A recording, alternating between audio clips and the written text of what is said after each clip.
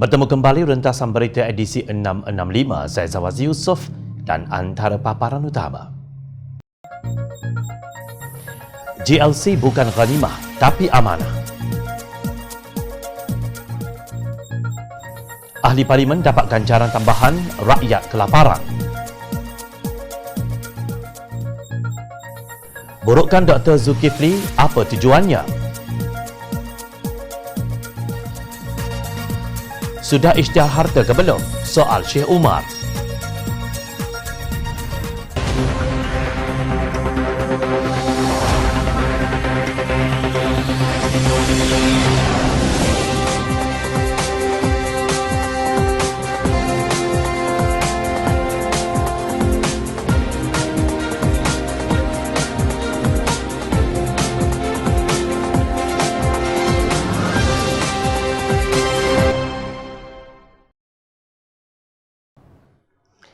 Assalamualaikum dan salam sejahtera.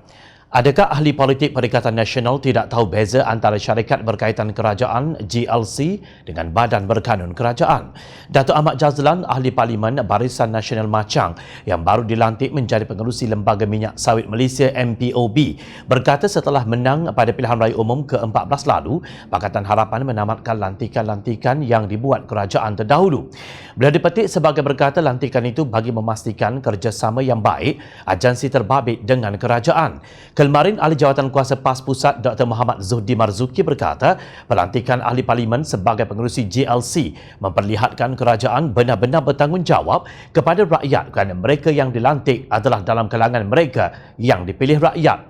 Peranan mereka adalah mewakili rakyat memantau perjalanan sesuatu GLC, manakala urusan pengurusan dan pentadbiran GLC dilaksanakan oleh Ketua Pegawai Eksekutif, pengarah atau pengurus besar yang seharusnya bukan dari golongan politik, katanya dipetik Berita Harian hari ini. Pandangan kedua mereka boleh ditafsirkan sebagai sama sahaja, seolah-olah ahli parlimen bertanggungjawab memantau GLC. Agaknya mereka lupa kepada peranan yang dimainkan oleh auditor. Sebaliknya, mereka begitu teruja untuk menguasai GLC seolah-olah syarikat-syarikat tersebut adalah ghanimah yang harus diagihkan di kalangan ahli parlimen. Mengulas mengenai dakwaan bahawa Kerajaan Pakatan Harapan juga melantik ahli politik, Ahli Dewan Undangan Negeri Permatan Pasir, Muhammad Faiz Fazil berkata terdapat perbezaan antara GLC dengan agensi kerajaan atau badan berkanun kerajaan. Faiz sendiri telah dilantik sebagai pengerusi Lembaga Kemajuan Ikan Malaysia LKIM. Menurut laman rasmi LKIM, Lembaga Kemajuan Ikan Malaysia LKIM adalah sebuah badan berkanun di bawah Kementerian Pertanian dan Industri Asas Tani yang diperbadankan menurut Akta 49, Akta Lembaga Kemajuan Ikan Malaysia 1971. Akta ini berkuat kuasa bagi negeri-negeri di Semenanjung pada 1 November 1971, manakala di Sarawak pula pada 1 Julai 1973 dan di Sarawak pada 1 Ogos 1995. Jelas, ia sebuah badan berkanun, maknanya ia bukan GLC. Begitu juga Lembaga Pelabuhan Kelang atau LPK yang sebelum ini, pengerusinya ialah Ahli Dewan Undangan Negeri DAP Seri Kembangan Ian Yong Hian Wah. Lembaga Pelabuhan Kelang LPK merupakan sebuah badan berkanun yang ditubuhkan pada 1 Julai 1963 bagi mengambil alih pentadbiran Pelabuhan Kelang daripada Kereta Api Tanah Melayu. Menurut catatan di laman rasminya, ia juga bukan GLC yang kononnya dikuasai DAP. Situasi ini berbeza dengan Ahmad Jazlan yang mengambil jawatan itu daripada Tan Sri Beki Saleh, seorang teknokrat. Faiz merujuk kepada janji 22 dalam manifesto Pakatan Harapan yang berbunyi menjadikan pentadbiran semua syarikat milik kerajaan GLC setaraf dengan piawaian antarabangsa. Dalam manifesto itu dinyatakan Kerajaan Pakatan Harapan akan memastikan pelantikan ahli lembaga pengarah ke dalam GLC nasional dan negeri adalah dari kalangan golongan profesional dan bukan berdasarkan kaitan politik mereka. Nah, itulah yang diputarbalikkan oleh gerombolan kleptokrat sejak Pakatan Harapan masih berkuasa. Ahli politik Pakatan Harapan memegang jawatan pengerusi badan berkanun tidak bersifat komersial, bukannya GLC. Sedangkan kerana kebejatan mereka, 1MDB yang dikuasai oleh Perdana Menteri ketika itu, Datuk Seri Najib Razak, selaku Perdana Menteri, Menteri Keuangan dan pengerusi Lembaga Penasihat Muflis.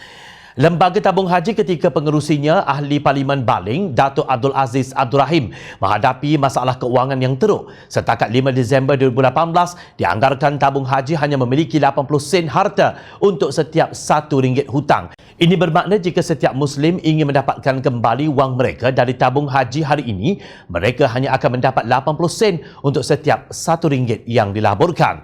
Maknanya, mereka akan kehilangan 20% wang simpanan mereka. Tabung haji dipulihkan oleh golongan profesional yang diakui oleh Menteri Agama Lantikan Perikatan Nasional iaitu Datuk Dr. Zulkifli Al-Bakri. Jika pucuk pimpinannya dikendurikan oleh ahli politik, mampukah tabung haji bertahan?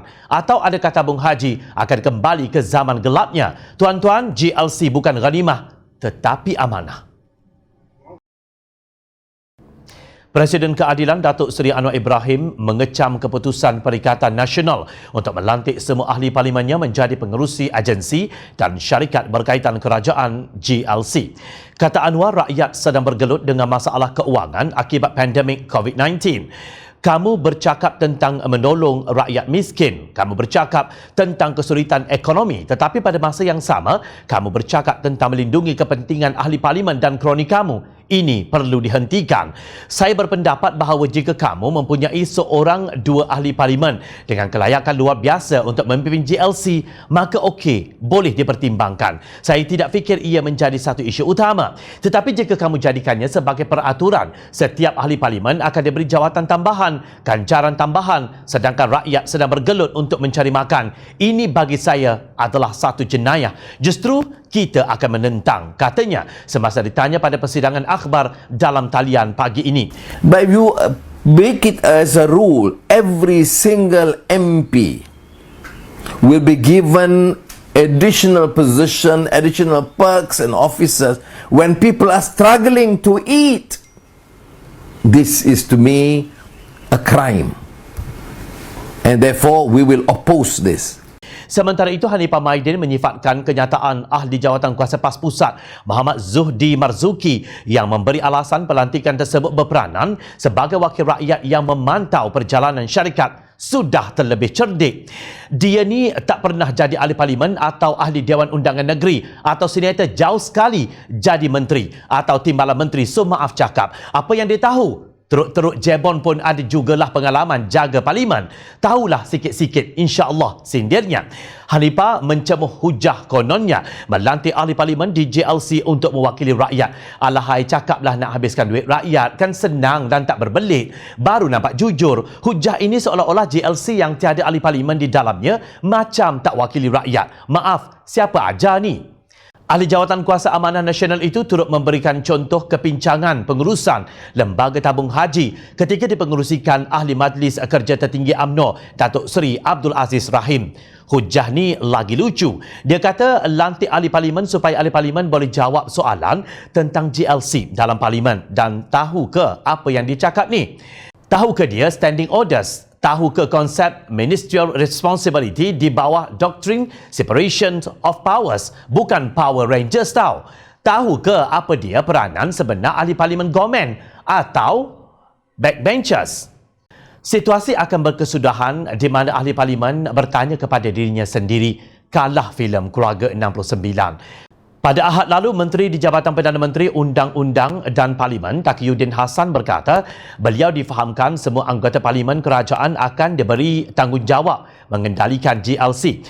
Katanya mereka yang tidak dilantik sebagai menteri dan timbalan menteri akan dilantik mempengerusikan GLC.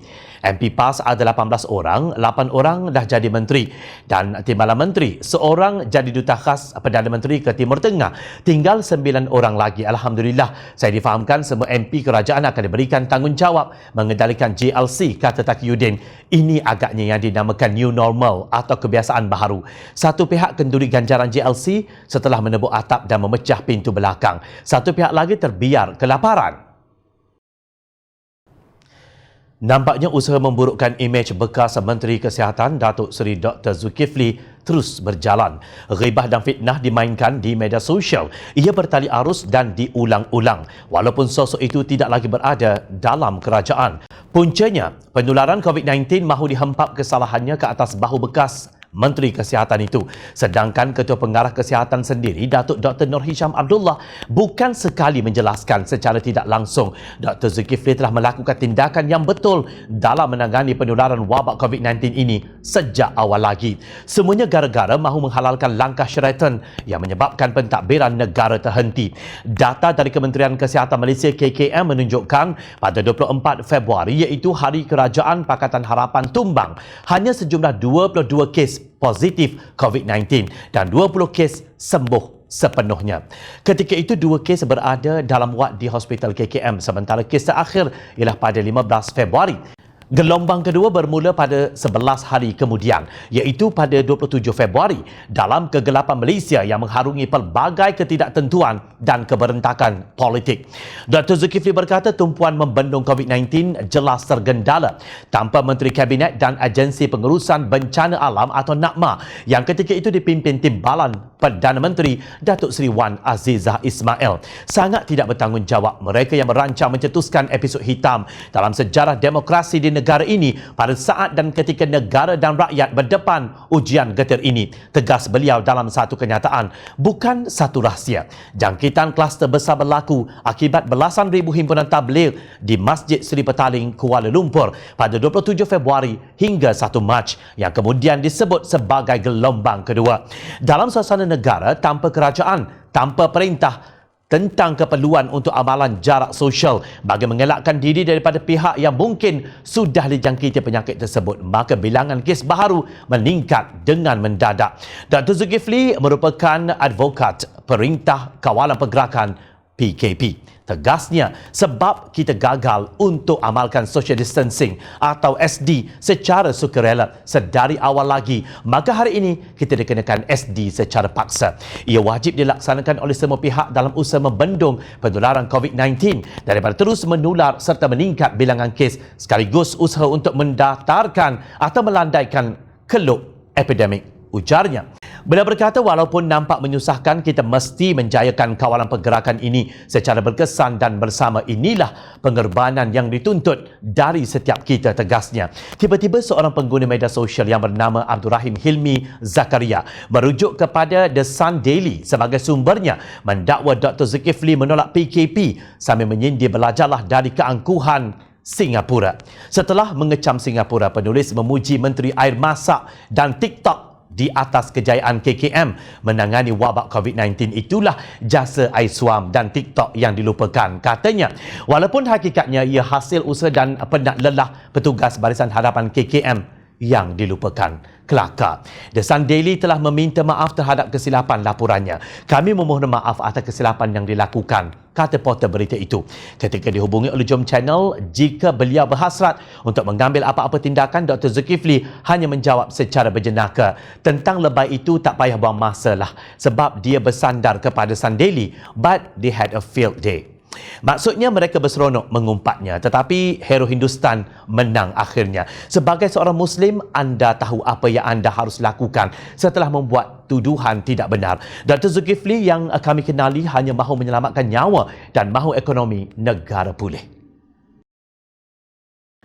Jika kerbau dipegang pada talinya, manusia pula dipegang pada janjinya, kata Ketua Pemuda DAP Johor Syekh Umar Bagharib Abi Syekh Umar Ali, merujuk kepada ahli Kabinet Perikatan Nasional mengenai komitmen mereka untuk mengisytiharkan harta. Soalan saya mudah, Kabinet Perikatan Nasional sudah isytihar harta atau belum? Sudah atau belum? Tak perlu melatah, tak perlu pusing ke sana sini, ke sana sini. Bak kata yang amat berhormat Perdana Menteri, ujarnya dalam satu kenyataan. Dia berkata tiada siapa yang hilang fokus daripada masalah COVID-19 kerana soalannya. Tidak perlulah kita mendabik dada seolah-olah hanya kita seorang sahaja yang sedang berbakti membantu mereka yang memerlukan di luar sana. Jangan ikut resmi lalang, makin tumbuh makin menjulang, itu angkuh namanya, kata Syekh Umar. Beliau turut menyindir mengenai 1,000 bakul sumbangan kerajaan berbanding dengan yang sedikit. Janganlah kita anggap Makcik Kiah yang menghulurkan sedikit barangan dapur kepada jirannya yang terdesak memerlukan itu tidak berjasa berbanding 1,000 bakul sumbangan yang dihulurkan di satu-satu kawasan. Ikutlah resmi padi, lagi tunduk, lagi kan berisi. Menurut beliau amat naif sekali jika kerajaan hari ini menjadi hilang fokus semata-mata kerana hendak menjawab persoalan sudah atau belum yang dilontarkannya. Pada 11 Mac lalu, Tan Sri Muhyiddin Yassin mengumumkan komitmennya bahawa Ahli Kabinet Perikatan Nasional dikehendaki mengisytiharkan harta dalam masa sebulan. Sekarang sudah 1 bulan berlalu, jadi soalan ini saya ajukan. Jika bertanya soalan semudah ini pun tidak mampu dijawab, malang sekali sindirnya. Susulan arahan itu, Timbalan Presiden PAS Datuk Tuan Ibrahim Tuan Man memberi jaminan semua ahli parlimen parti itu akan membuat pengisytiharan harta masing-masing. Semua menteri dan timbalan menteri akan isytihar, ia tidak ada halangan, tegasnya. Sebelum ini PAS berpendirian tidak akan menyokong usul mewajibkan semua ahli parlimen termasuk pembangkang mengisytiharkan harta kerana Islam melarang umatnya berbuat demikian. Tuan Ibrahim berkata dalam Islam, jika Allah memberi harta kepada mana-mana individu, mereka tidak boleh menghebohkannya kepada orang ramai. Apabila kita mengisytiharkan harta, keselamatan individu yang mengisytiharkan termasuk keluarga dan sebagainya perlu diambil kira. Malah pembangkang sendiri tiada akses untuk mendapatkan projek daripada kerajaan. Jadi apa keperluan untuk isytihar harta? Kalau pihak kerajaan, saya fikir betul sebab mereka ada akses untuk dapat projek. Katanya di Petik Berita Harian 1 Julai 2019.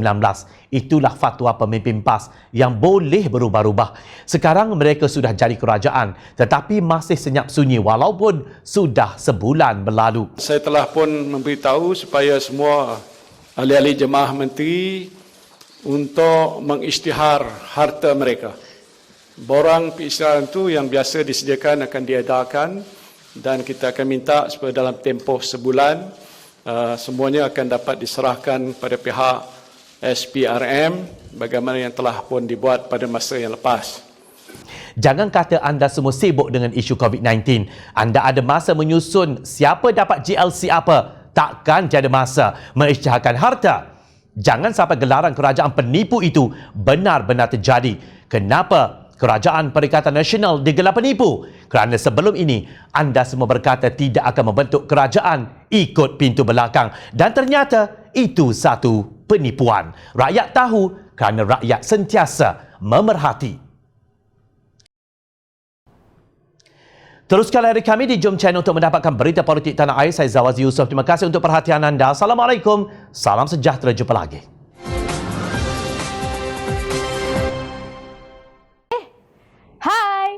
Jangan lupa klik kanan untuk rentasan berita, klik kiri untuk keratan berita dan jangan lupa untuk subscribe kami tau.